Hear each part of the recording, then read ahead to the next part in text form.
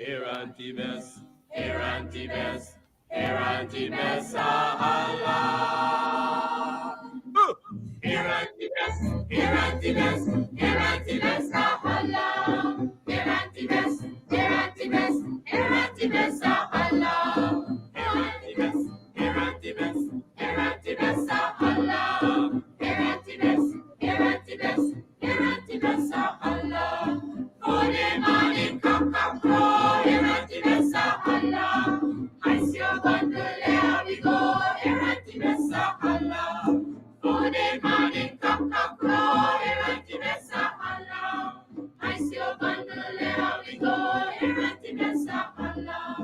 Erantibes, Erantibes, Erantibes, Allah. Erantibes, Erantibes, Erantibes, Allah. Washa Allah, washa Allah, washa Allah fa. Yesha Allah, yesha Allah, Erantibes, Allah. Washa Allah, washa Allah, washa Allah fa. Yesha Allah, yesha Allah, Erantibes, Allah. Feel like a morning star. I feel like a morning star. I feel like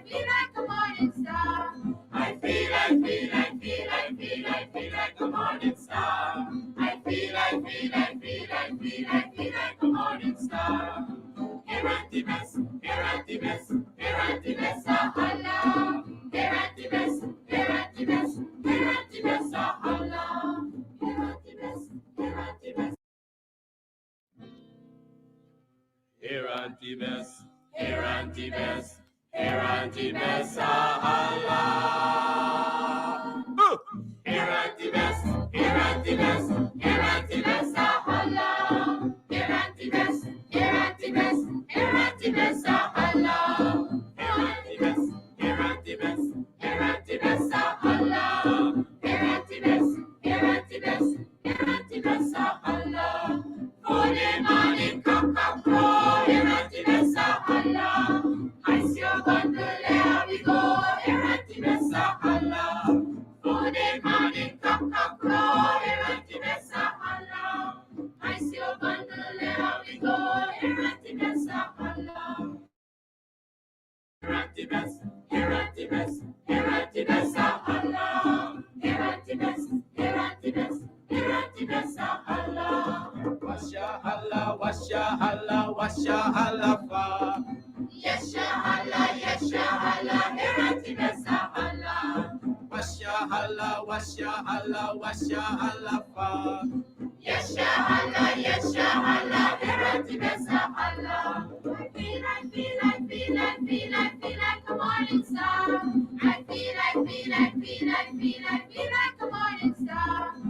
Yes, my name is Jacinty Caldata Francis Vietnam, and since 1965 I become a voter, and I always place my ex next to the cup, and what they are doing today I can't take it. So I have no more vote to give to PPP anymore. I'm not going to vote anymore no more. If they have to lose by one vote, they're losing it by data. I have none. How we gonna do a body man walk right now? You ready? Boxer, let me go now. Hear me sing now. Body walk, body walk, body walk, everything. Body walk, truck, body walk, body walk. Oh, Jesus Christ, if cost of living double, I don't know what happened. A pound of sugar is $300 already. Flour, everything gone up. Everything just raising. You gotta get about $40,000 for buy good ration. You gotta get 3 man now. A weekend man, a monthly man, and a there and fabricate that. Unless you say who the person is, I can't comment on anonymous people. Okay, well, let's talk about specific individuals. What is your relationship with Mr. Su Jurong? Su? Oh, Su? My relationship?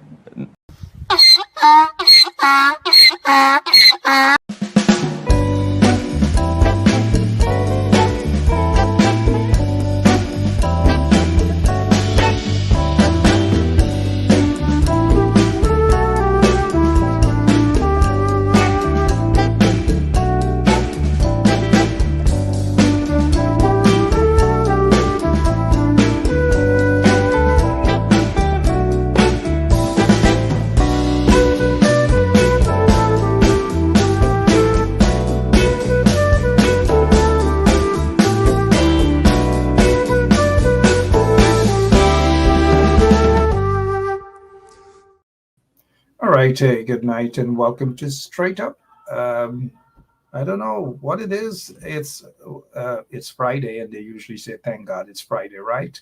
And lots of things happening in Guyana. Months ago, or since last year, the year before, lots of folks have gotten their visas revoked, and they are more on the microscopes of U.S. law enforcement agencies. So it's good that those things are now being revealed. But those are things, it's not like it happened yesterday or last week or last month. Lots of those visa revocations and sanctions and so forth were in the pipeline, especially dozens of visa revocations on the part of the PPP ministers, officials, businessmen, and their families connected to the PPP. Their visas are not revoked because they're connected to the PPP. They're revoked because they're accused of doing some very, very bad things, bad business deals, corruption, you name it. And that's the case. So I see that there's some new revelation, at least some things being put out there in the public domain. Again, it's not things that just happened like maybe yesterday or so, but I'm glad that it's out there. And since August 2nd, those things were um, obviously predicted, right? We knew that they were going to happen. That's what happens under the PPP regime. Tom Anderson is with us tonight. Tom, good night. How are you, sir? I bet you're not surprised that revelations of sanctions, visa revocations, and these sort of things. You're not surprised, are you? Hey, good night, everyone. Thanks for having me on again. Nah, man, no surprise at all. This is a recurring issue with the government of Guyana, and it's something that our government has had to have been on top of, no matter what administration is in power, Democrat or Republican. It's been an issue for us for a long time now, and it doesn't seem like it's changing. It has gotten worse because we're told that several ministers of the PPP government or regime, their visas have been revoked, their US visas have been revoked. It's just a matter of time before it gets out there on social media as well. Some of those ministers know who they are. And as soon as some other folks get the scoop, they're going to run with that scoop. But the scoop is not new scoop. It's something that has happened months ago, and a lot of those revocations occurred last year and the year before as well. And that is why you don't see a lot of these officials of the PPP regime traveling out of the country, especially traveling to the United States of America. Speaking of the U.S., Tom, let's get your take. The Democratic National Party, well, the Democrats, they've had their convention concluded last evening. Let us get your take, not on Gus, the 17-year-old guy who stole the show when his dad, the soon-to-be Vice President of the United States, but apart from Gus and the excitement that he has brought, what is your take on the convention? I mean, well, and once again, hello, everyone. I see in the comment section a lot of good nights, and thank you. Good night, everybody. Really appreciate it. Really appreciate it. So, yeah, I mean, the big thing that if you didn't watch, so for anyone who hasn't been watching, from Monday to yesterday, Thursday, was for our country, the Democratic National Convention. And for us, what that is we have two main parties. We have the Republican Party and Democrat Party. The Republicans had theirs a few weeks ago. The Democrats, we have one every 4 years. And the convention is for nominating who the president and vice president is going to be for the party. And the Democrats just did theirs. Kamala Harris accepted the nomination last night. And so the main thing that I noticed, which was night and day, you could see that, the crowd, the people that were presenting for the Democrats were totally different kinds of people, right? They had what made them, while I may agree with you, and we saw that excitement, we saw more kind of like a human approach to situations, a human approach to issues that we all want to be dealt with by any government, especially sitting there, president sitting in the Oval Office. You're talking about that human touch, that human approach to things and issues, right? That's right. That and look, and there's been this thing in U.S. politics, right? Something that's been really hurting the Trump campaign and Republicans is they've been labeled this thing by the Democrats as weird. And part of the weird thing is if you look at the Republican convention, most of the people that were up on stage tended to be people who had extensive facial plastic surgery, tight faces peeled all the way back. They were talking about things, their convention was a lot. America's a banana republic. It's a horrible country. It's a horrible place. And if they don't save it, it's over for everybody. It's already over. I mean, it was a doom and gloom. The only time there was happiness was to basically cheer on Trump himself. And so that was the Republicans. The Democrats, it was totally different. It was more of a family affair. I don't even think Trump's wife came to their convention. Okay. I don't even think she showed up. Right. And so this was more of a family affair with the Democrats. They, unlike years past, okay, and there's been a big divide between the Republicans and the Democrats in that the Republicans have always been the party to be the party of patriotism, America first. Well, the Democrats this time around ran on being patriots. They ran on freedom. And it was all based off of issues that, they are really winning on, which is stuff like abortion. So it was a family thing. They were hitting their issues out of the park. They were focused. They were positive. They were going with the more patriotic themes. They were looking forward, not backwards. So, probably one of the better conventions I've seen in a while, especially considering that the Republicans leading into it kept saying that there was going to be riots and stuff. Well, that never happened. So I think it was a huge win for the Democrats. And I think at this point, most Republicans have decided that it's impossible for Trump to win. Trump's going to lose. And I think almost every Republican that I know that I've spoken to behind the scenes now, they have all conceded. Yeah, they're going to lose bad. And that's where we're at. When was the last time you've seen so many Republicans endorsing a Democratic or a presidential candidate of the Democratic Party? For the history that I've been following U.S. Politics and especially U.S. presidential race, I've never seen this amount of enthusiasm for a Democratic presidential candidate coming from Republicans. We've had that former GOP rep stood there on stage and he passionately pleaded with his fellow Republicans that they should go out and support Kamala Harris and Walz for VP and the presidency. Sorry about that. So I've never seen it before, Tom. Have you? No, this happened for Trump, actually. There was a guy named Senator Zeller, I think out of Georgia or something, that was a Democrat who went over and supported Trump. There were a bunch of Democrats who were supporting Trump in 2016. That has totally flipped now. And so now you've got all these Republicans supporting Kamala Harris. And to me, there's two reasons why, right? So the first reason is Trump really hasn't offered anything for the future or anything of substance. He really hasn't. Now, all of his people keep saying he's the man of substance.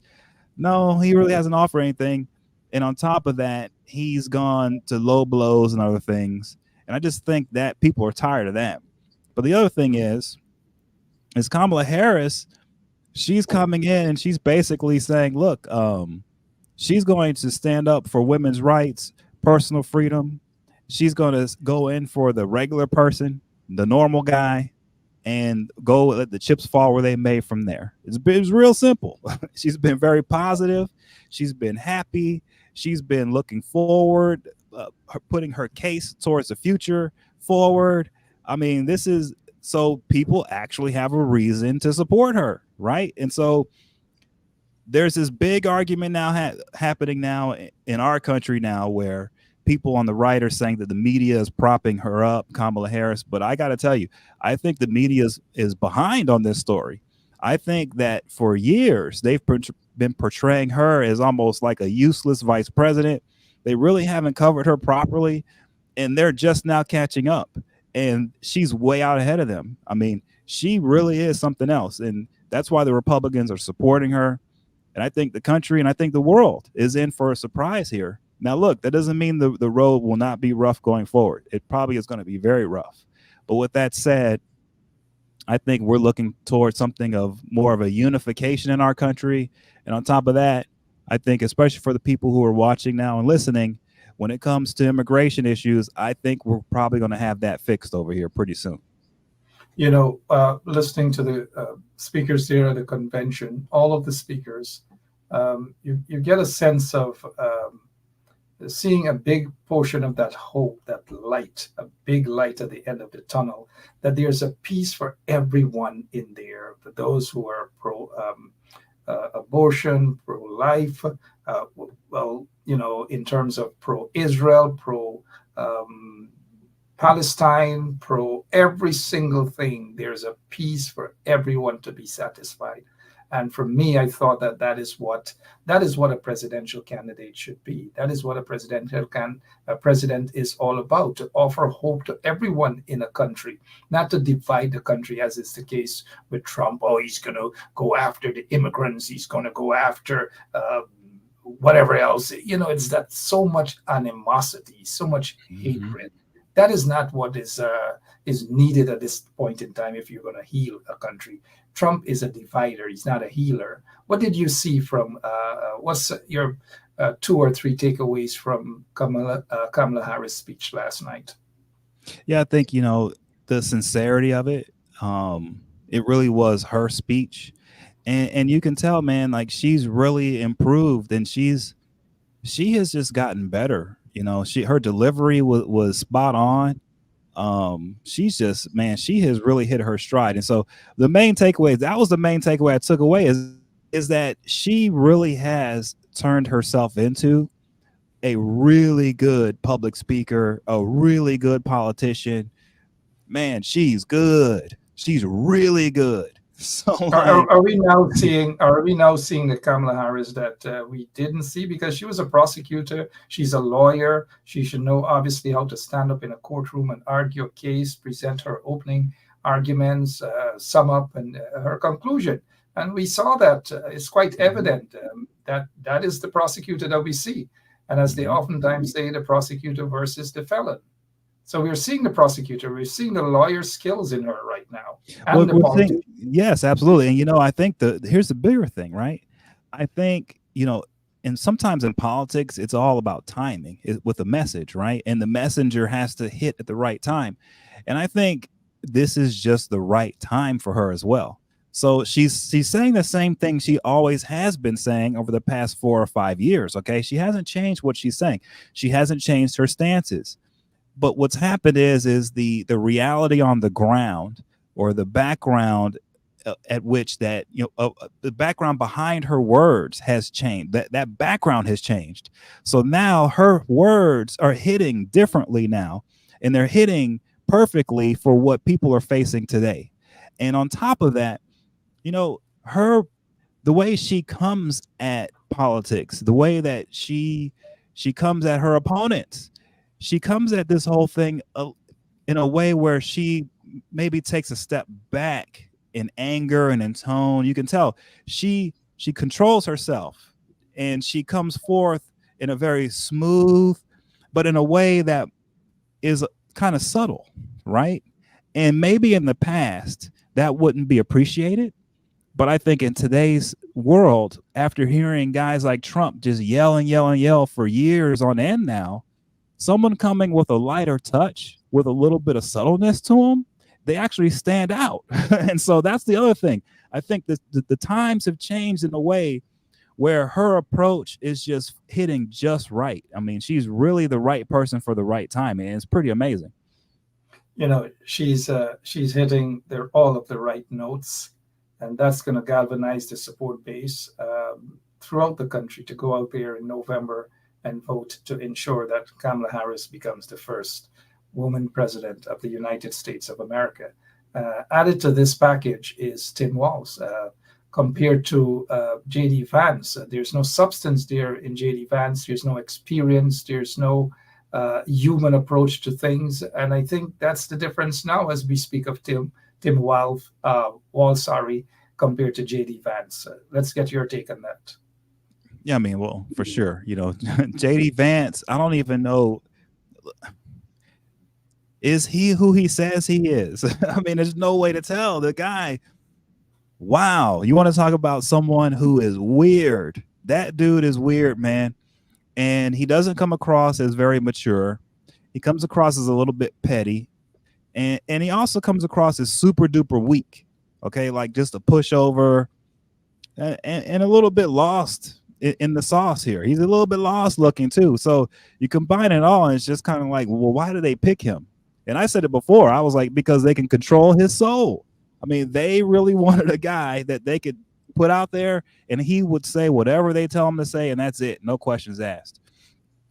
You look at Tim Walz, and he's the polar opposite. That's a grown man, right? That's a grown man. And he knows what's going on around him. He knows how he wants to approach everything. I mean, bro, like it's like night and day comparing those two guys. I can't wait for the debate. The debate's going to be incredible. So, I mean, definitely Tim Walz, he has touched the hearts of so many people, white collar, white, right across the board. His kids, especially his son, so much a human-like approach to every single thing. And we can't run away from giving that 60-year-old man sufficient kudos, a veteran, a basketball coach, a teacher, and when the governor of is it the governor or congresswoman of Minnesota spoke about how they met and all these different things, that human touch, that human approach to things compared to Trump. There's no human approach to anything. It's always about some hatred, always about some vendetta, going after somebody, going after some group, going after the immigrants, deporting people and pick them up and all man. I mean, there's a major difference there. How you think that's resonating, the message and this package, Kamala and Tim, especially in the Midwest? Yeah, I mean, it's knocking it out of the park. She needed that. She needed that touch. It was either going to be this guy or the governor from Kentucky, Bashir. But she needed someone who could help her. Because look, let's just if we're looking at reality, she's from California, and she went to college in D.C. and she's been working in D.C. and she needs somebody on the ticket who can speak for flyover country. That's the part of our country that everyone says flyover, where people fly from New York over to California and they're flying over everybody. And the part where they're flying over is what Kamala Harris needed help on. And so definitely really good combination, the two of them. I just think, ultimately those two compared to what the Trump team is running, it's almost as if it's almost as if it's not fair, man. Like, who really envisions Trump as president with Vice President JD Vance? Does that even look probable when you compare that to Kamala Harris and Tim Walz? It doesn't even look probable. It doesn't even look right. So when you're that far off, when you don't even look like you should win, and you don't look like you should be in the White House, that's a big deal. But with that said, you're right. On the issues, these guys are terrible. Trump and JD Vance, they're terrible, man. They're doubling down on all the issues that they're bad on. They're doubling down on them. So these guys are going to lose bad. I've been saying it now for months. Actually, as a matter of fact, if you go back to last year, I think October was the first time I said that these guys were going to lose bad.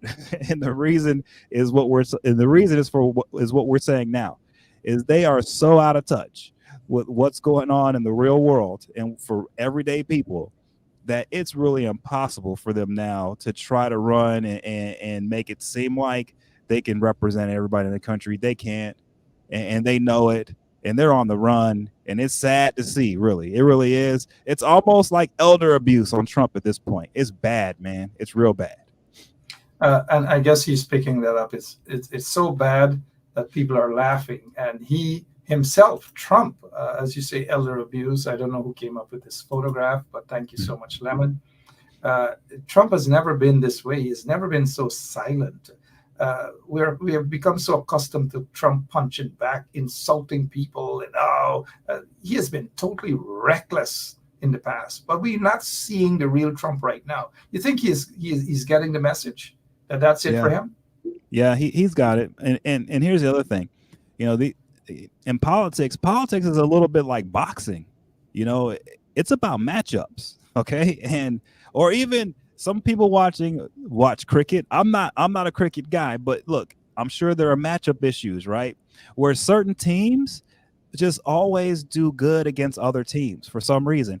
Even if a certain team loses every game in the year, for some reason, when they play another team, like a crosstown rival, they play the best game of the year, they win. It's like there's this thing about matchups. I'll give you another example. Mike Tyson, when he lost to Buster Douglas, okay? Everyone said, oh, he didn't train and everything. Mike Tyson has publicly stated that was one of his best fights of his career that he lost to Buster Douglas. And as a matter of fact, every single person Buster Douglas lost to before fighting Tyson knocked all of them out. But when he went up against Buster Douglas, he couldn't beat the guy. I don't think Tyson would ever want to fight that guy again. Bad matchup.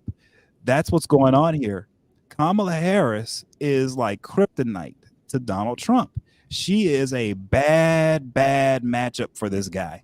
And he is off his game. He doesn't know how to approach this. He doesn't know what to do because he's never had to deal with somebody who is perfectly matched up to oppose him. He just hasn't had to deal with it. And he's really losing it. I mean, it's a sight to see. I just can't wait to see that debate. I have a strong feeling that Trump is going to find all sorts of reasons and excuses not to have that debate because the vice president, is going to chew him up. He may want to pull what Tyson did to Holyfield. Oops, sorry about that.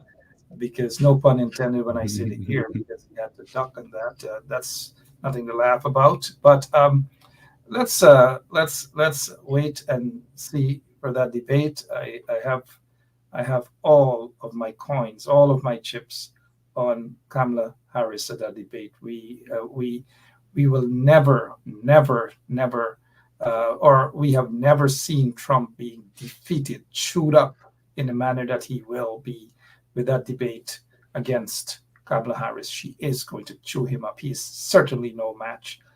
Let's get to Guyana. Let's head to Guyana.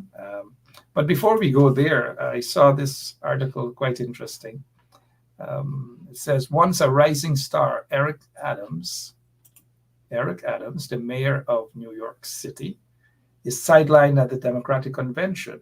Have you seen this? And what's your reason behind all of this? And Eric Adams. Okay, so if anyone watching right now or listening is wondering, well, why is a guy named Thomas Anderson from the United States talking on a Guyana radio show? Well, Mayor Eric Adams is one of the reasons why. And here's why, okay?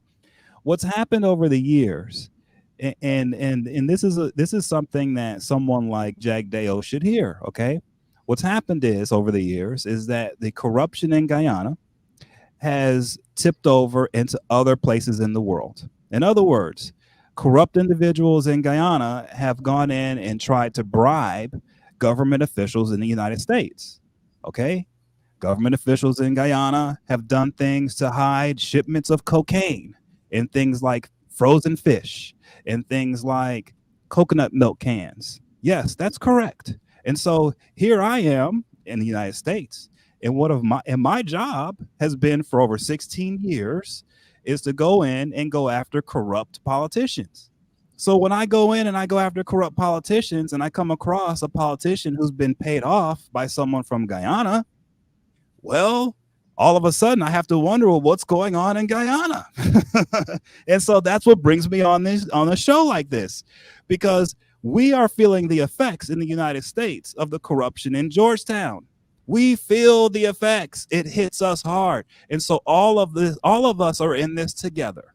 So when you see someone like Mayor Adams being shunned, the reason why he's being shunned by his own political party is because of corruption.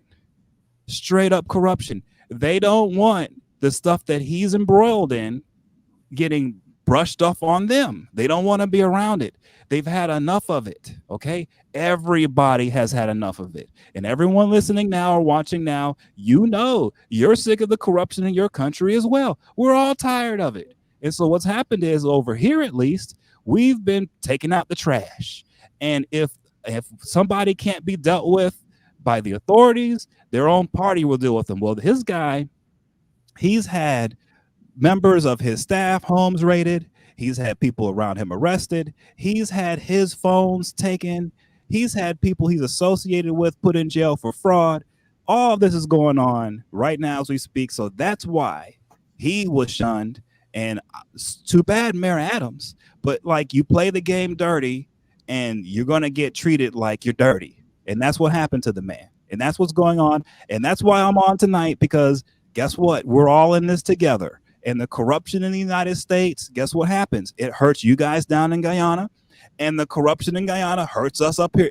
We're all in this together. We all have to look out for each other. And that's why this radio show is great, because we are sharing the information, we're sharing the knowledge, and we're letting everyone know that, hey, people are watching. We are paying attention, we're noticing, and we are exposing. Yes, that's what we do. All right, Eric Adams, of course, you know, he is under investigations. Tom, you're correct. His phone's taken away, scanned by the feds. Folks, staff members have been arrested. There have been all manner of things happening there. And so I don't know whether it's going to get bigger or what's going to happen with the one shining star, the second African American to hold that office of mayor of New York City. He followed the footsteps of David Dinkins, the late David Dinkins, a one-term mayor, and lots of people were excited about that. And Dinkins got defeated, and New York City has never had another African American mayor until Eric Adams. Eric is there.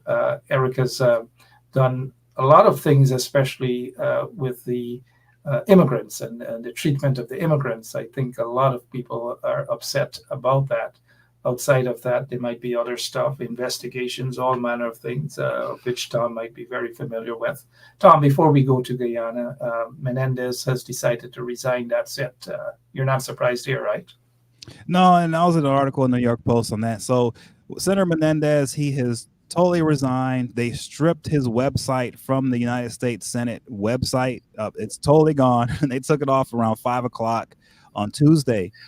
And so the rumor is he's trying to get a pardon. But as I have told people before, I don't think he's going to get one. I think, you know, he has been so corrupt. And just so you guys know, I'm co-authoring a book called Gold Bar Bob. Just signed on for not too long ago. And in the research that I'm doing, you know, I'm having to go back to like 1976 on some of the corruption going on in New Jersey. Okay. And what they were doing was international stuff. So we're dealing with someone, and I'm writing a book on someone where I have to chronicle corruption going back longer than I've been born on the planet. I've been living on the planet. Okay. So he was one of the most corrupt members we've ever had in our history. And he may be one of the most corrupt elected officials in any history of any democracy in the history of the world. He might be right up there. That's how serious it was with what he was doing. And what he was doing still has fallout. And by the way, it did have impact on Guyana, and it will continue to have impact on Guyana. And so he's another guy, man, that, you know, was caught up in this international, you know, stuff between the Dominican Republic, South America, United States, and Cuba, and he got caught up in that, man, and the corruption was off the chain, and he's going to go to jail now. I don't think he's going to get a pardon no matter how hard he tries, and he deserves what he's going to get, whatever it is, because he deprived the voters of an elected official, and on top of that, he's hurt many people around the world. He's got blood on his hands, man. So that's really, you know, for us, it's really good we took care of him, but really a stain on us, and our policies toward your country and other countries in South America and the Caribbean have been affected by this man over the years, probably in really bad ways. You know, over the years, we've seen politicians and corrupt officials being paid with gold bars.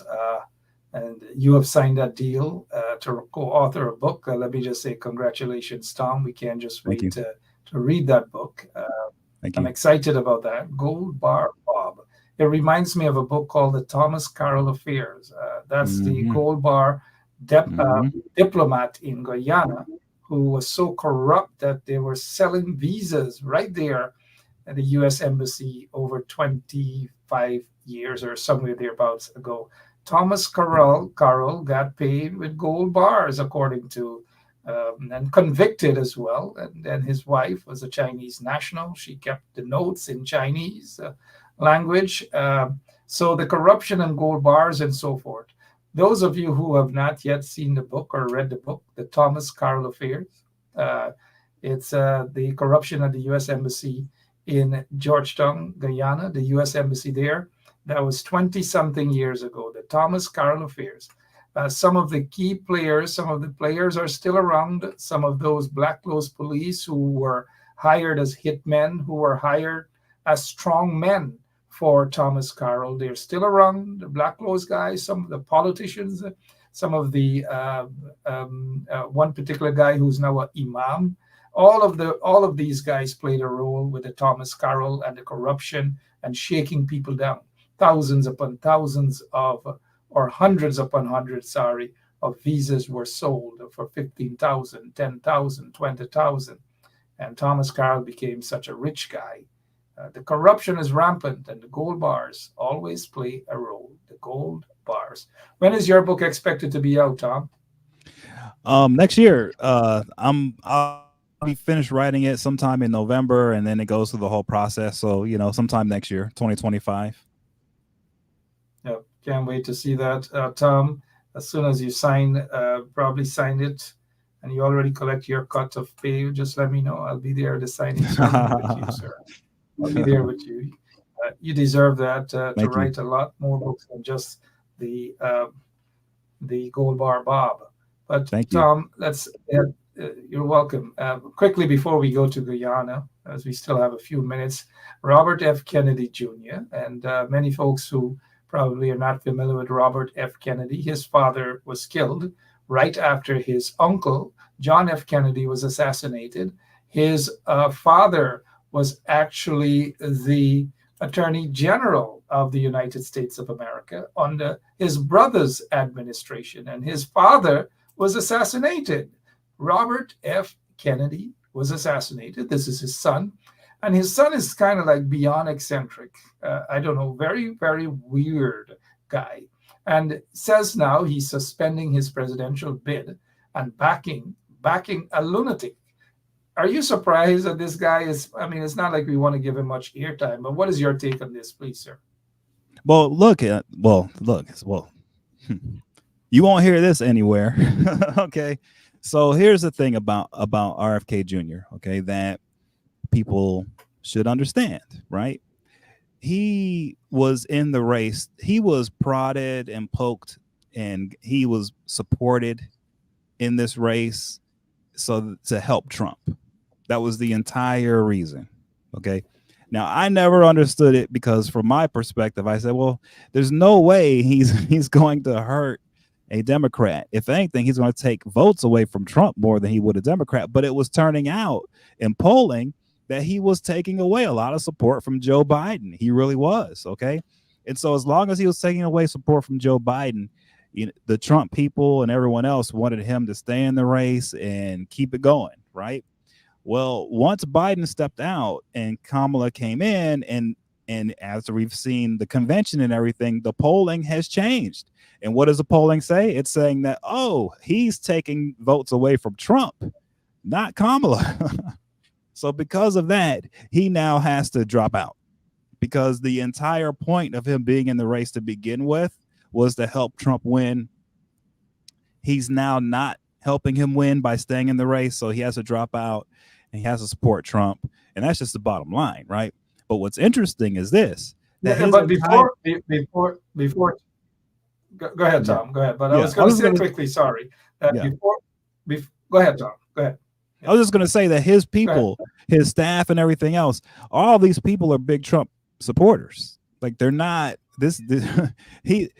people are going to see that he is going to basically melt into the Trump campaign as if he was there the entire time.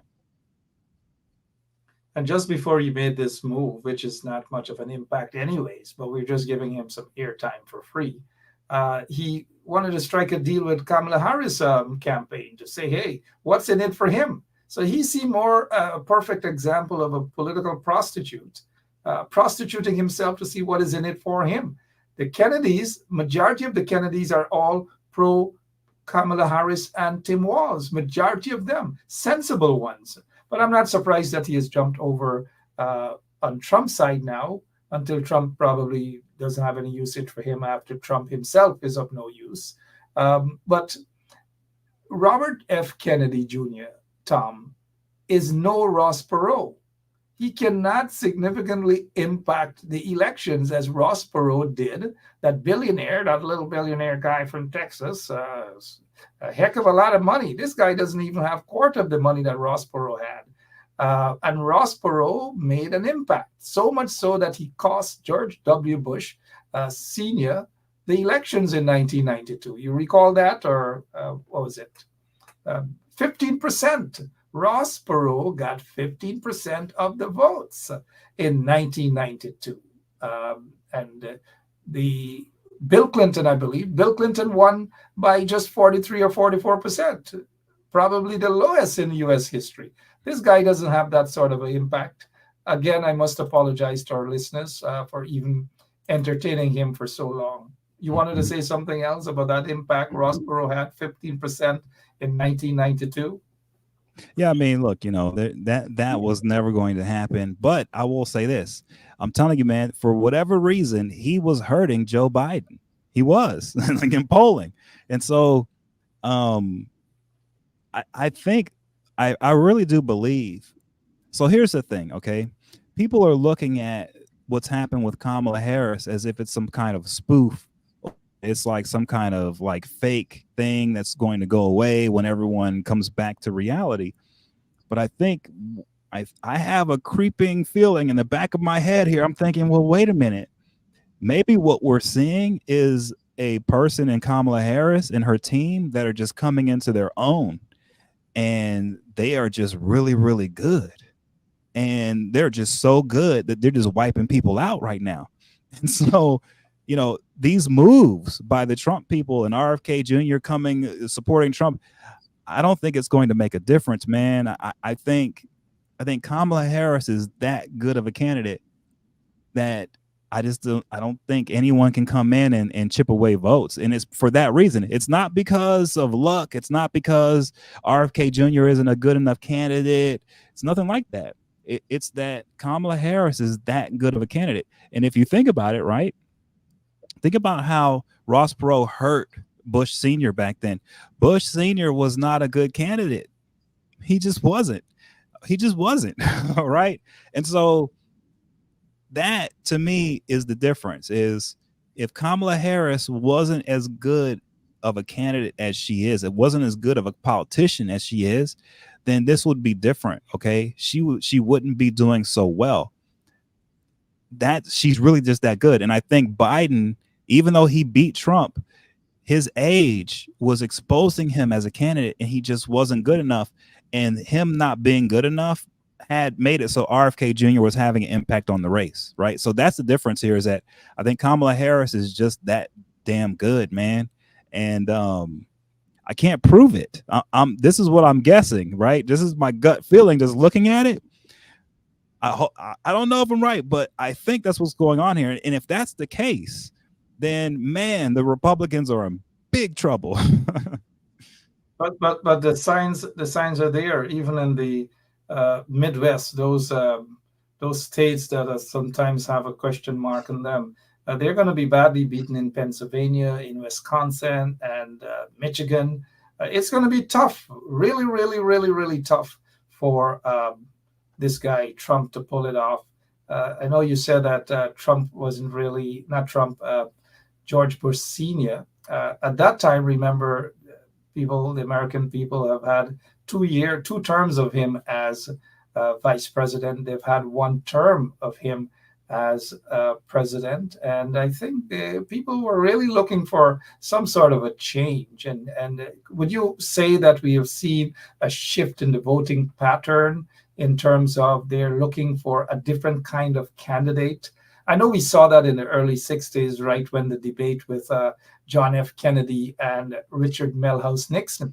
The first time they had seen a televised debate, and because of how John F. Kennedy presented himself, he became the star of voters, especially young voters and women. We have not seen that since the John F. Kennedy and Richard Milhous Nixon's debate in the 60s. But we saw that back in 1991. A young man a young governor out of Arkansas decided that he's going to run for president of the United States of America. People hardly knew who this guy was. And so because of that sort of attraction, do you think that played a role in the defeat of George W. Bush Sr., as much as him having the experience, the political experience of being president for 1 term, the experience of being vice president for 2 terms, the experience of being head of the CIA, his plane was shot down, all manner of things, all that experience he brought. And guess what? The man that actually caused his defeat was Ross Perot. Perot. Yeah. Bill Clinton won with 43% of the vote. After that enthusiasm in terms of voters, we have never seen it again until Barack Obama came on the scene. So we saw it under Clinton, at least in our lifetime. We saw it under Barack Obama's campaign. And now for the 3rd time, we're seeing it in Kamala Harris' campaign. Your take on that before we head to George Guyana. Well, I agree. I agree. And I think this time, though, it might be a little different for this reason, right? In the past, the ones that you pointed out, right? If you think about it, it was, really before the impact of social media, the ability to do these types of shows that we're doing now, right? We're in an era now where the type of support that a candidate like Kamala Harris is getting, the way that Clinton got that kind of support, the way that Obama got the support, it's being supercharged by people's ability to use TikTok, by people's ability to edit their own videos, by people's ability to use AI to create their own content, right? So this is what I think what we're seeing is a little bit different in that it's actually more supercharged than it was in the past. And I don't think that her opponents or even the people who are on her side are really realizing that, oh, wait a minute, it's not just her. It's not just what we've seen in the past with a candidate like this. It's also that her supporters and average people have access to powerful tools and communication technology, and they are using it in ways that we have never seen it before. The way that they have demolished JD Vance through TikTok has been masterful. And it hasn't been some professional corporate campaign. No, man, this has been regular, normal, average TikTok users that have just been eviscerating this guy, right? That's the difference. And I think that's a significant difference. And I think it's changing the way we do politics, not just in America, but around the world. Thank you so much, Tom. 56 minutes after 9 o'clock, if you're now joining us. It's Friday, the 23rd of August. We usually say, thank God it's Friday.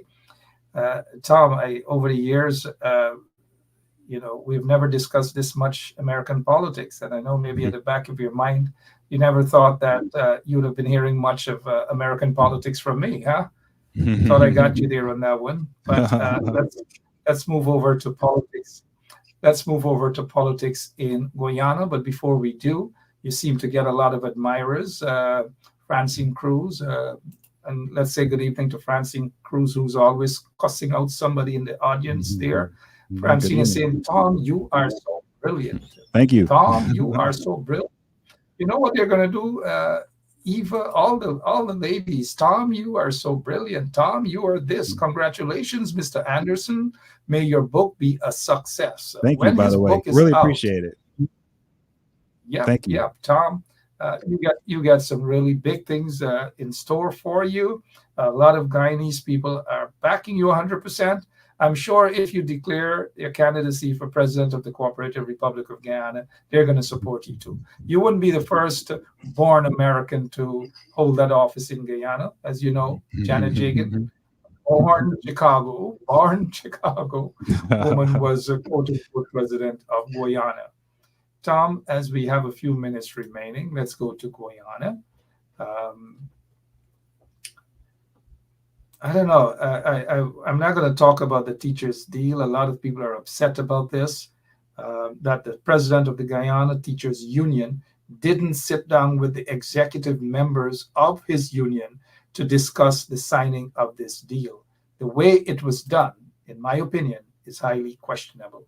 But let's get to this, Tom. This guy was wanted by U.S. law enforcement agency. There was a hit and run out in Queens. I think we should, where's our operator? We should go to that, Lemon, so that we can have Tom's comment on this. I'm not sure if Tom was watching or following this particular case, but we want to get to the bottom of this so we get Tom's opinion on what really transpired. But Tom, this guy, there was a hit and run somewhere in Queens, and he apparently in 2019 he fled to Guyana. Are you surprised that he was right there under the nose of members of the Guyana police force, government officials, and so forth and so on? You're not surprised at that, are you?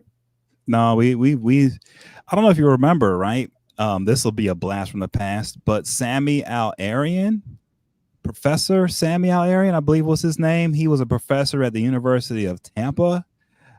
He was arrested and indicted for involvement in the 9/11 stuff, and he was able to get a visa for a Guyanese visa to be able to escape to Guyana while he was facing criminal prosecution for involvement with 9/11.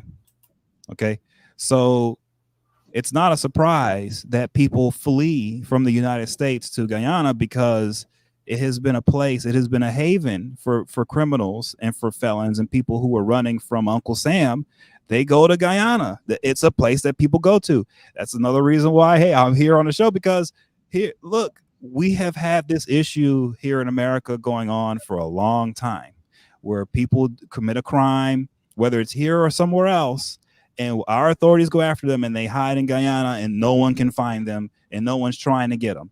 And yes, so it does not surprise me at all. This is one of the things that the PPP has to work on. And the future government, if it's not them, whoever it is, it's one of the major things that has to be worked on. Is Guyana cannot be a haven for criminals and people wanted by the law. So Tom, are you and back to this guy was in Guyana since 2019. They are senior police officers. Senior officers in the Guyana police force knew that this guy was there. Senior operatives of the PPP regime knew that this guy was there because he's from family that suddenly became rich in Guyana, suddenly overnight wealth in Guyana.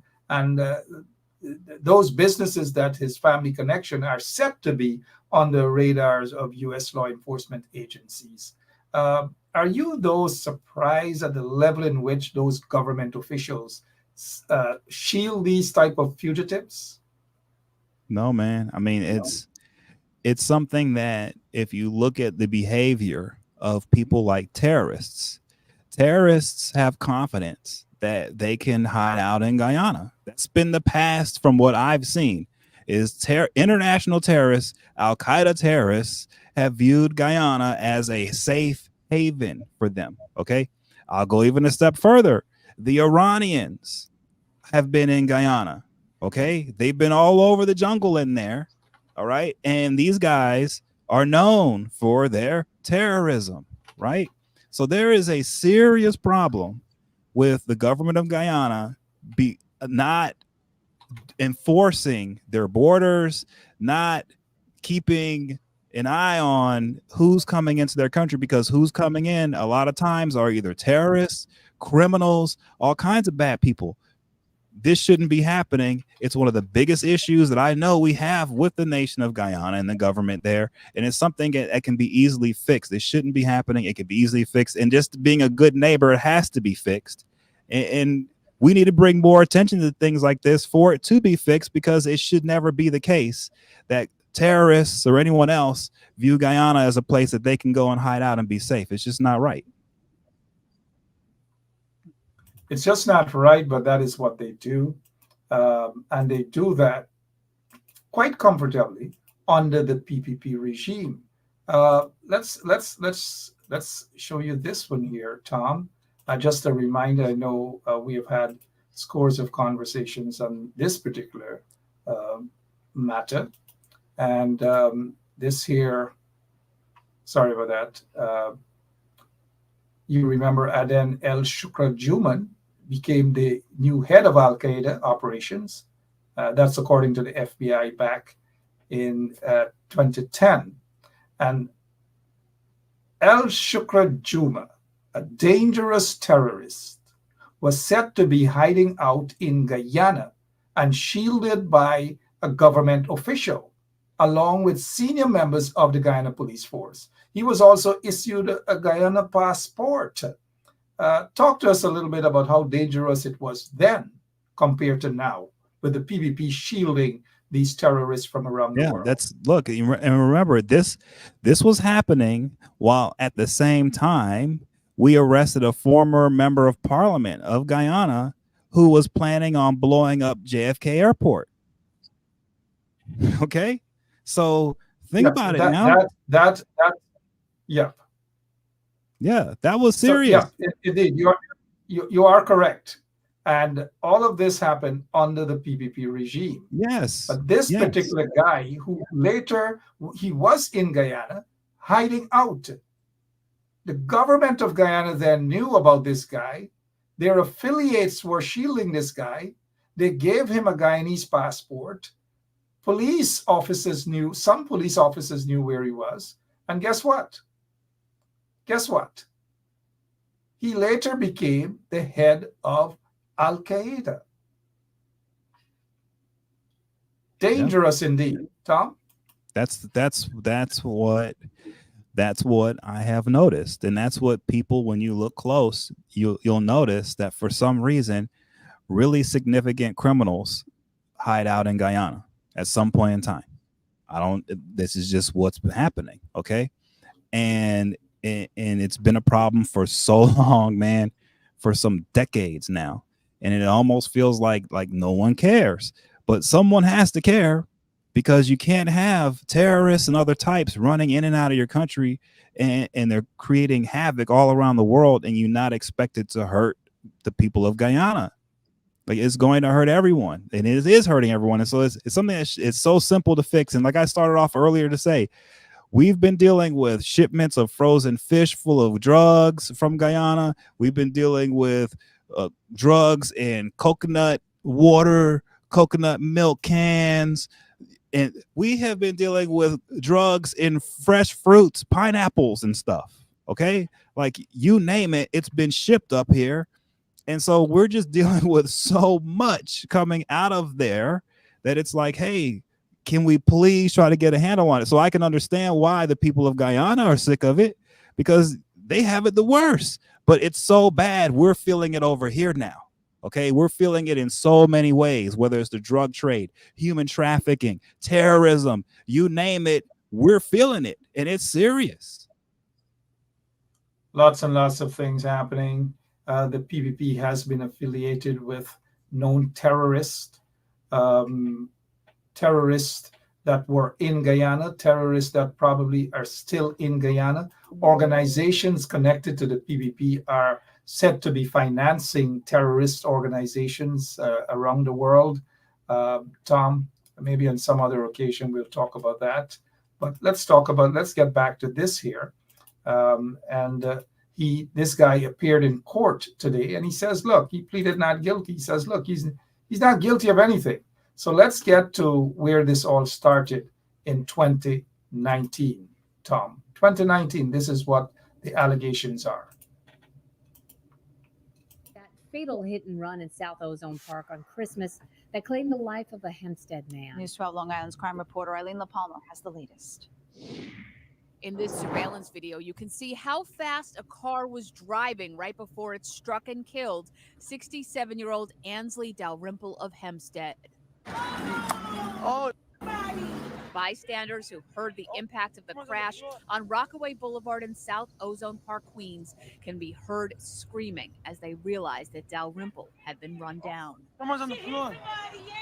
Police say it happened at 9:30 last night, Christmas night, and the driver of the silver or gray Toyota kept going. It's bad, and he was speeding up a lot. It's supposed to be 25 miles per hour. Would be 30, but it can be drive 70, 80. And this is the Mercedes-Benz that Dalrymple was driving. And in that video, you see that he parks it here, gets out, and is attempting to cross Rockaway Boulevard when he struck. Dalrymple's wife was still sitting in the passenger seat of the Mercedes when it happened. The couple had just finished celebrating Christmas at their eldest son's home. She said she just heard a bang, and that was pretty much, she thought it was two cars, but it wasn't.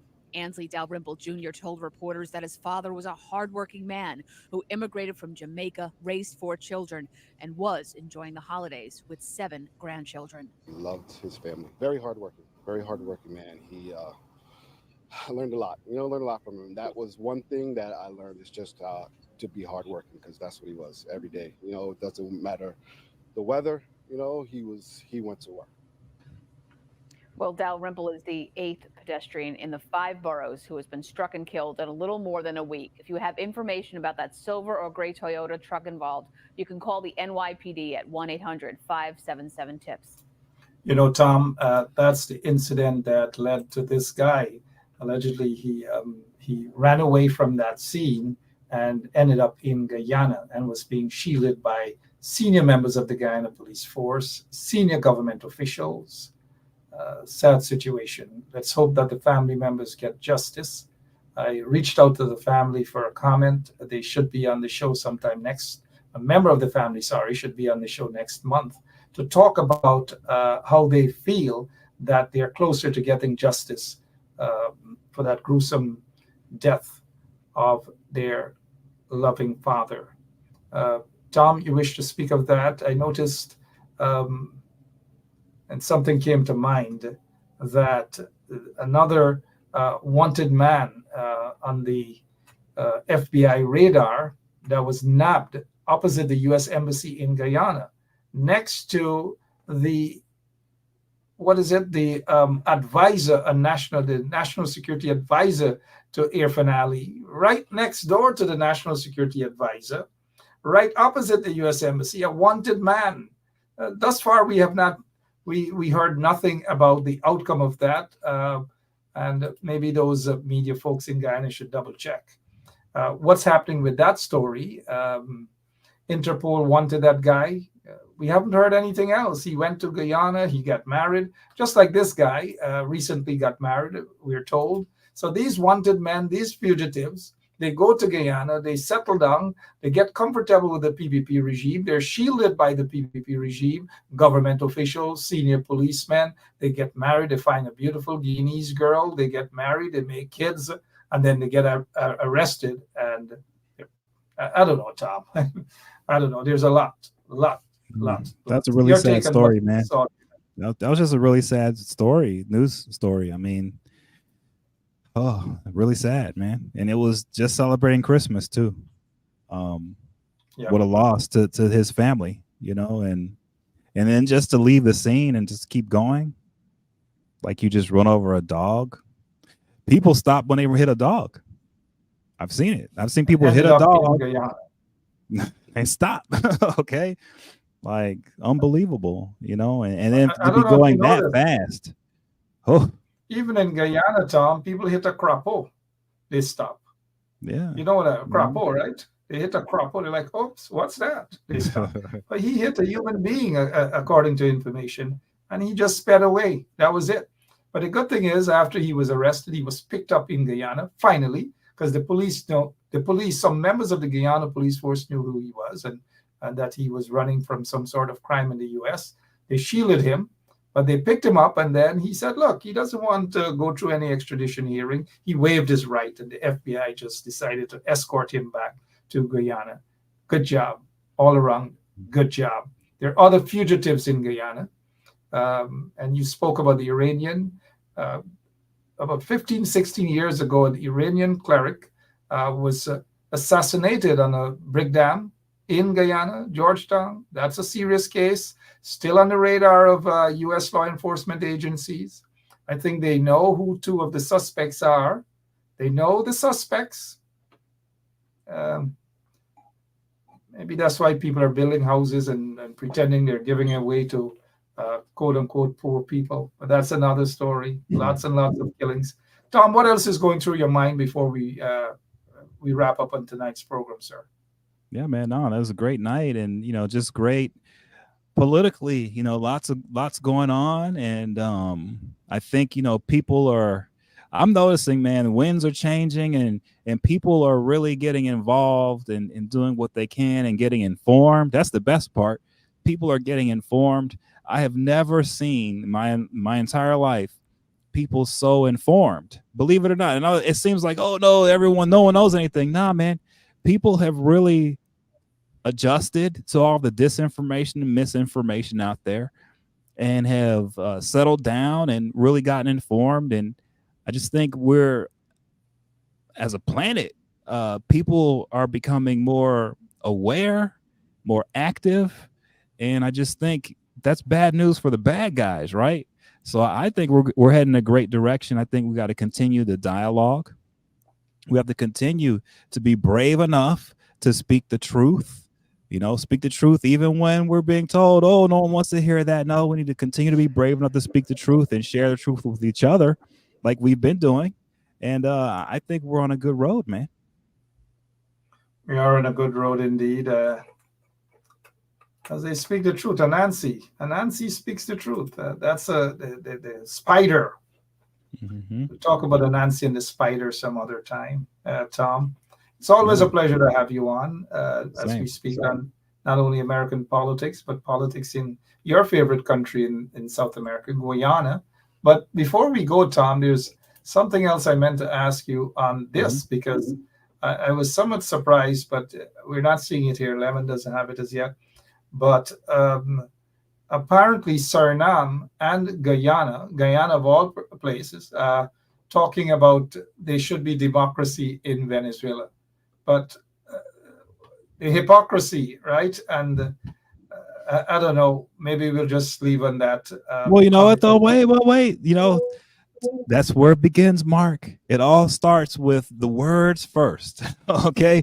And look, the words may not reflect reality now, right? But I've noticed, they all start with the words first, Tom. Yeah, that's right. Words. That's where the PPP words end up, right there. That's their words. But go ahead. Yeah, that's where the words end up. And look, that's where the words end up. Just finish a road, hundreds of millions of dollars in less than 48 hours, Tom. Look at the condition of the roads. It all started with the words, Tom. Look at the water people have to drink. Look, guess what's going to happen? 5 years from now, we're going to be laughing. We'll all be together in Georgetown. We're going to be laughing because all this stuff you're pointing to now, it will not be this way. That's my prediction. I respect and appreciate your optimism. I am also an optimist, and we do hope, and we all want a good government, a government for all of the people. And I've noticed the quote unquote Attorney General of Guyana. I haven't seen him in the U.S. for a while now. I wonder why. Anyways, that's another story. But he was saying that the opposition should not complain about toilet and latrine because when they were in office for the 4 years or 5 years, they had to struggle as a result of corruption and 23 years of mess they had to clean up. They expected Anil Nandalal and the PPP, they expected the coalition, the Granger's presidency, the Granger government to do everything in that 3 or 4 years or whatever it is, right? Everything. But yet Anil Nandalal and them had 23 years that they destroyed the country. They didn't take care of the indigenous communities in terms of giving them proper toilets at schools and all these things. But they expected the coalition government to do everything. Anil Nandalal, when you come to the US, I'm not sure when you're coming, if you're going to be here anytime soon. I don't know. Maybe I should have an interview with you over coffee, not to discuss allegation of corruption during my treason trial, not to discuss that, allegedly a juror was paid off. Anil, we're not going to touch that, but let's have a cup of coffee and I can do a real interview with you, Anil. I hope you take up that challenge. Tom, you're laughing, man. You're laughing. You think Anil is going to want to do that interview? He's not going to want that, man. But I will say this, okay? Anil Nandalal, I've watched him for a while. I've been looking at him since going back to, like, I don't know, 2011, 2010 maybe, right? He's persistent. He is persistent. But I will say he should open up a little bit, be more accessible. He should probably interview with you. I think it would be good for the people. I doubt he's going to want to do that. I just know that. But look, as always, thank you so much. And to all of our listeners as well, all of you, I see they have let me see, Tom, you've been hanging out around me for a while and some other maybe Caribbean people. Well, I see Big Pashwe in the audience. You know what Pashwe is? Because somebody has been misbehaving. I don't know. I haven't read a comment, but somebody's saying that Francine Cruz, the same elderly woman who complimented you, has been misbehaving in the Big Pashwe going on. You know, Francine Cruz is always in some trouble, always all over the place. Yeah, Tom, thank you so much. And to all of our listeners, Greatwit, Jamal Aziz, Marcia, Lily, everyone, Eva, Sifries, even Dennis Atwell and his AFC thing. Probably get a box of cocoa from the AFC. Good night, Dennis. Commissioner Cole and Barbara Barrington, every one of you, Paul Court, every single one. You know, I can't call all of your names, but have a good rest of the evening. Tomorrow, 7 o'clock. Don't forget, guys, Wayne Caesar is on. Over to you. Wayne Caesar is on, guys. Don't forget. Don't forget Wayne Caesar. Tomorrow, 7 o'clock. Thank you all so much. And Tom, have a great rest of the night and a productive weekend. God bless. Thank you. Same. Good night, everyone. Take care. Thank you. And to all of you, keep an eye on Guyana. Lots and lots of revelations. Lots of things happened last year. Lots of things happened earlier this year. Lots of things happened the year before, but they're now coming to light. All right. There are lots more things that I want to say, but I just thought for a moment for tonight. But keep an eye on some other revelations. Until then, I'm out of here, guys. God bless you, and God bless the beautiful country. And look, whenever you guys are talking with Mark, please ensure that you guys talk and mention that it's Mark Light. Because when you guys use and you say Mark this and Mark that, you guys get people calling me and asking me if I'm okay. It's Mark Light. It's not this Mark. It's not me. Not this Mark. That Mark. Change his name to Mark, not Mark. All right, guys, you know, I'm a babysitter, and it looks as though the next president of the United States of America has decided to sit in for me for just 1 hour while I took a break. And so she took over my babysitting job. It kind of looked good there, right? That's where it's supposed to be. God bless you. I'll see you guys later. Well, Monday, but Wayne Caesar's on tomorrow, 7 o'clock. God bless you. So long. Hey, by the way, those who are celebrating your birth anniversaries, I noticed some of you in the audience there, like James, Bernadette James, and others. And if you're celebrating your birth anniversary today, happy birthday. Whatever you're celebrating, we're with you. if you're going through some hard times, we're with you as well. If you've lost a loved one, sorry, our prayers are with you and condolences as well. But I'm out of here. God bless you.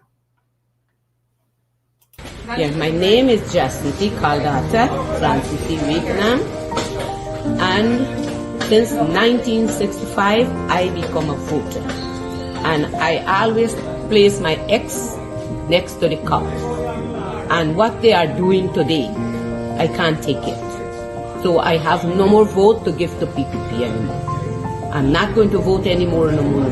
If they have to lose by one vote, they're losing it by data.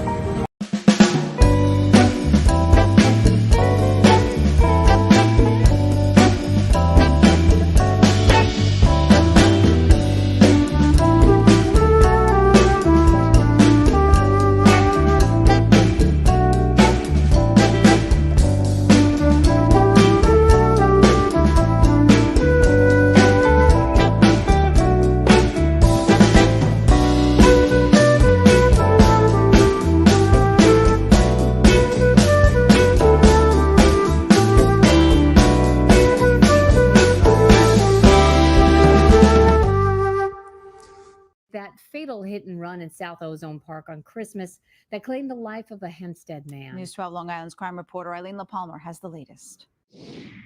In this surveillance video, you can see how fast a car was driving right before it struck and killed 67-year-old Ansley Dalrymple of Hempstead.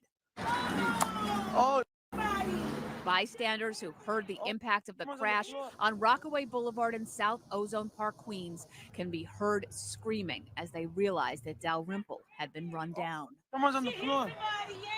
Police say it happened at 9:30 last night, Christmas night, and the driver of the silver or gray Toyota kept going.